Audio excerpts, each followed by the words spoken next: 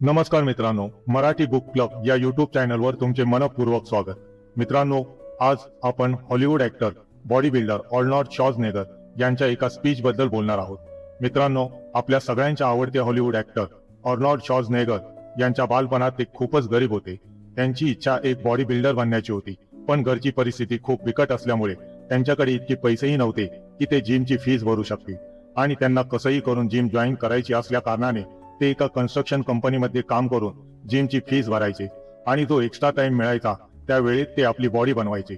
परिस्थिती इतकी खराब होती की त्यांना रात्री झोपायला सुद्धा वेळ मिळायचा नाही, पण त्यांनी हार मानली नाही आणि आपल्या स्वप्नांना पूर्ण करण्यासाठी स्वतःला इतकं व्यस्त केलं की ते फक्त 20 वर्षाचे असताना मिस्टर युनिव्हर्स बनले. मित्रांनो, हे इतक्यावरच थांबलं नाही, तर पुढे जाऊन ते सर्वात लोकप्रिय body builder, Hollywood action star आणि कॅलिफोर्नियाचे गव्हर्नर बनले. इतकी प्रसिद्धी मिळवल्यानंतर आज ते 78 वर्षाचे असतानाही तितकंच हार्डवर्क करत आहे. त्यांनी आपल्या जीवनातील चढ उतार आणि मिळालेले अनुभव यांचा सार त्यांनी एका इव्हेंटमध्ये दिलेल्या स्पीच मध्ये सांगितलं आहे. हे स्पीच ऐकून लाखो करोडो लोकांनी आपलं जीवन बदलून टाकलं आहे. ऑल्डरने हे स्पीच इंग्लिश मध्ये दिलेलं, पण घाबरू नका मित्रांनो, आपलं चॅनल मराठीत असल्याने आपल्यासाठी मी हे स्पीच मराठीतून सांगणार आहे, जेणेकरून आपल्या मराठी मित्रांनाही याचा लाभ व्हावा.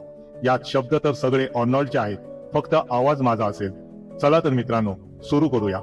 पण मित्रांनो, त्याआधी माझे हे प्रयत्न जर तुम्हाला चांगले वाटत असतील तर तुम्ही नक्की या युट्यूब चॅनलला सबस्क्राईब करा. सबस्क्राईब करणं हे विनामूल्य आहे. खूप खूप धन्यवाद. अर्नॉल्ड, आज इथे मी सफल कसं व्हायचं त्याबद्दल तुमच्याशी बोलायला आलो आहे. तर मी कॉलेजमध्ये जायचो, दिवसभरात 5 तास वर्कआउट करायचो. मी एका कन्स्ट्रक्शन कंपनीमध्ये काम सुद्धा केलंय, कारण त्यावेळेला बॉडी बिल्डिंग मध्ये पैसे नसायचे आणि माझ्याजवळ इतके पैसेही नसायचे की जेणेकरून मी बॉडी बनवण्यासाठी लागणारे फूड सप्लिमेंट आणि इक्विपमेंट विकत घेऊ शके. त्याबरोबरच मी कॉलेज करायचो, जिम करायचो आणि आठवड्यातून 4 दिवस रात्री 8 ते 12 वाजेपर्यंत ऍक्टिंगचे क्लासेस सुद्धा करायचो. इतकं सगळं करत असतानाही मी कधीच माझ्यासाठी वेळ काढून आराम केला नाही. मी माझा एक सेकंद सुद्धा वेस्ट केला नाही. आणि हेच कारण आहे की मी पहिल्यांदाच लंडनला गेलो आणि तिथे मी मिस्टर युनिव्हर्स कॉन्टेस्ट जिंकलो, तेही सगळ्यात youngest contestant of mister universe बनून. हे सगळं मी करू शकलो कारण माझा एक गोल होता, एक विजन होतं. जर तुमच्याजवळ एक गोल नसेल, एक विजन नसेल, तर तुम्हाला कधीच कळणार नाही की नक्की तुम्हाला कुठे जायचं आहे. आणि तुम्ही मग कितीही भटकलात तरी तुम्ही तिथे कधी पोहोचू शकणार नाही जिथे तुम्हाला जायचंय. एका सर्वेनुसार 74% लोकांना आपली नोकरी अजिबातच आवडत नाही आणि ते नोकरी यासाठी करत नाही की हा त्यांचा ड्रीम जॉब आहे किंवा त्या नोकरीपर्यंत ते खूप पॅशन फॉलो करत पोहोचले आहेत. असं काहीही नाही. ते फक्त काहीही गोल समोर नसताना डायरेक्शन शिवाय भटकत होते आणि त्यांना कुठेतरी नोकरीची संधी दिसली आणि त्यांना वाटलं, चला यार, अप्लाय तर करून बघू. आणि त्यांनी अप्लाय केला आणि ते सिलेक्ट झाले. मग काय, केली त्यांनी कामाची सुरुवात. आणि घर चालवायचं म्हटलं तर काम करायलाच लागेल ना. आणि मग त्यांनी काम सुरू केलं.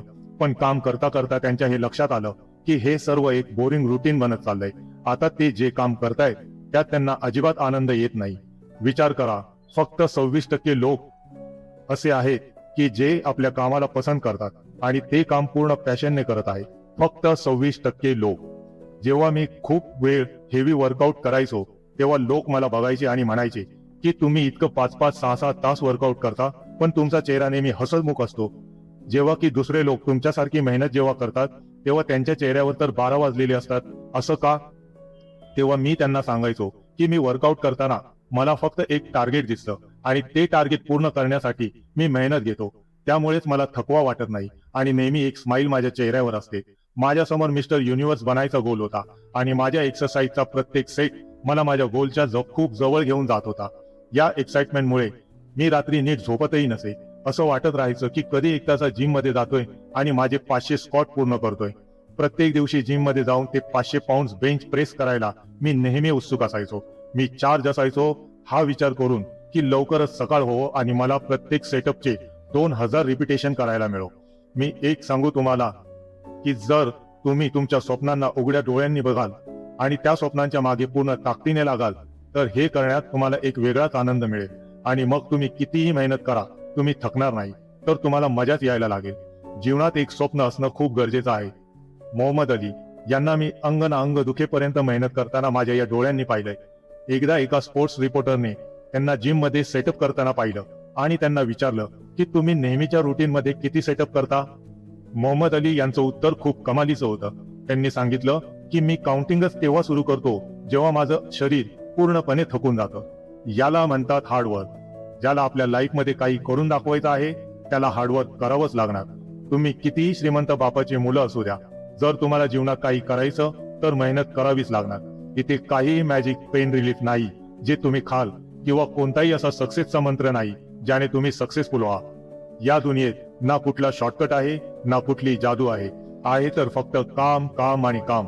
हा एकच प्रकार आहे यशस्वी व्हायचा. मला ना इतका राग येतो जेव्हा लोक माझ्याकडे येऊन बोलतात की त्यांच्याकडे जिम मध्ये जाऊन 5 मिनिटे व्यायाम करण्यासाठी वेळच नाहीये, किंवा एक असं काम ज्यामुळे ते फिजिकली व मेंटली इम्प्रूव्ह होऊ शकतात यासाठी त्यांच्याकडे वेळच नाहीये. विचार करा, जर तुम्ही रोज इतिहास विषय शिकायला सुरू करता, एका वर्षातील 365 दिवसात तुम्ही किती शिकू शकाल? किंवा एक असा विषय जो शिकण्यासाठी तुम्ही पॅशनेट आहात, तो विषय जर तुम्ही काहीही बहाणा न बनवता 1 वर्ष जर सातत्याने शिकत असाल तर त्यात तुम्ही किती हुशार व्हाल?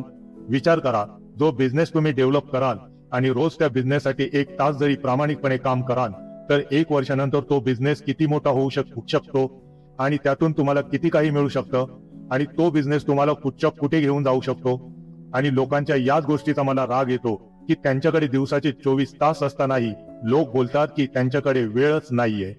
तुम्ही दिवसाचे 8 तास जरी झोपलात, 10 तास तुमच्या ऑफिसचं काम केलं तरी तुमच्याकडे दिवसाला 4 ते 5 तास तरी वाचतात. सांगा ना, काय करता तुम्ही त्या वेळेचं? विचार करा, काय करता त्या वेळेचं?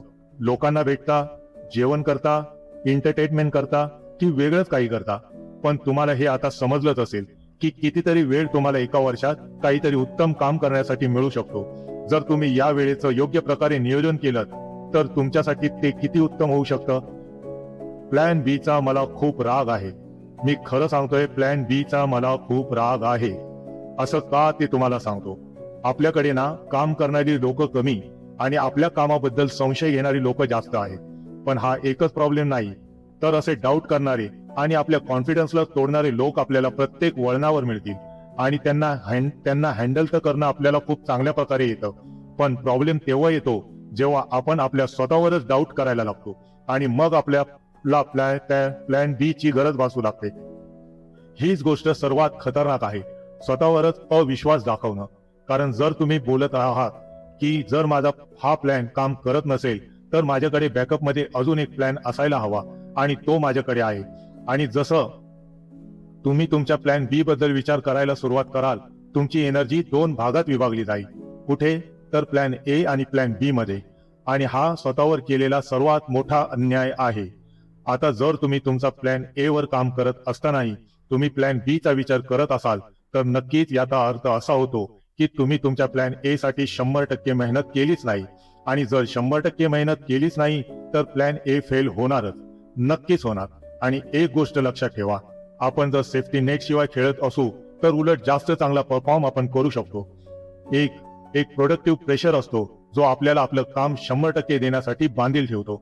जर तुमच्याकडे प्लॅन बी असेल तर खुश होऊ नका की मला काय टेन्शन आहे, माझ्याकडे तर प्लॅन बी आहे, आणि जरी माझा प्लॅन ए फेल झाला तरी काही प्रॉब्लेम नाही, माझ्याकडे तर प्लॅन बी आहे ना, त्यावर काम करणं सुरू करेल. ही काही चांगली गोष्ट नाहीये. खूप खूप राग येतो मला या ऍटिट्यूडने काम करणाऱ्यांचा. असंच असेल तर कधी तुमचा प्लॅन बी परत प्लॅन ए बनेल आणि फेल होईल ते तुम्हाला कळणार सुद्धा नाही.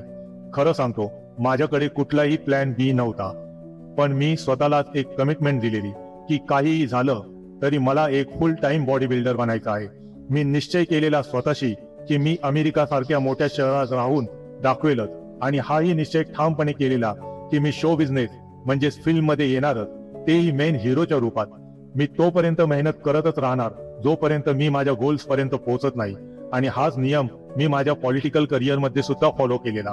एकूणच मला तुम्हाला सांगणं आहे, प्लॅन बी हा प्रकार ठेवूच नका. असं करून तुम्ही तुमचंच मोठं नुकसान करत आहात. एवढंच नाही, तुम्ही तुमच्या सक्सेसच्या चान्सेसला कमी करत आहात. लोक प्लॅन बी का ठेवतात तुम्हाला माहित आहे? कारण की भीती. त्यांना भीती वाटते, जर प्लॅन ए फेल झाला तर मी पुढे काय करणार. पण एक सांगू, हरायला घाबरू नका, कारण हरणं हे इतकंही वाईट नाहीये. या जगातला प्रत्येक मोठा व्यक्ती ज्याबद्दल तुम्ही विचार करत असणार तो देखील कितीतरी वेळा फेल होऊन या जागी पोहोचला आहे. जिथे तो आज आहे.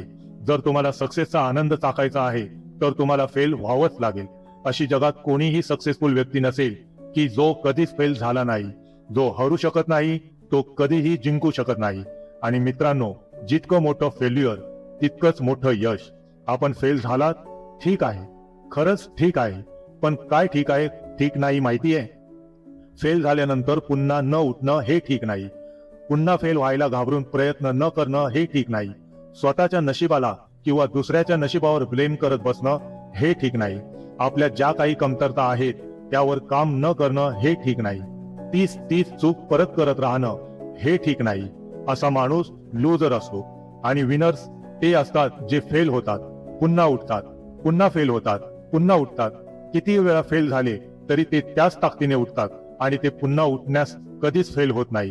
म्हणून ते असतात खरे विनर. अयशस्वी होण्याच्या भीतीमुळे तुम्ही ते कधीच करू शकणार नाही जे तुम्हाला मनापासून करायचं आहे. ठीक आहे, आणि फेल तर फेल, पण पुन्हा जीव तोडून मेहनत करा. तुमच्यात ज्या क्षमता आहेत त्या सर्व झोकून टाका तुमच्या कामामध्ये आणि पहा, आज ना उद्या तुम्हाला तुमच्या यशापासून कोणीही दूर करू शकणार नाही. कारण की यश हे सर्वस्वी तुमचंच आहे. तर मित्रांनो, मी आशा करतो की इंग्लिश मधले हे स्पीच आपल्या आवडत्या मराठी भाषेत ऐकून तुम्हाला छान वाटलं असेल आणि अर्नॉल्ड यांच्या या भाषणाची तुमच्या जीवनात नक्कीच काहीतरी मदत होऊ शकेल.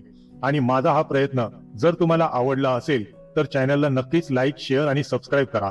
आणि सबस्क्राईबच्या बाजूची घंटी जरूर दाबा. त्यामुळे नवीन व्हिडिओ आले तर तुम्हालाच लगेच नोटिफिकेशन येईल. तुमचे खूप खूप धन्यवाद.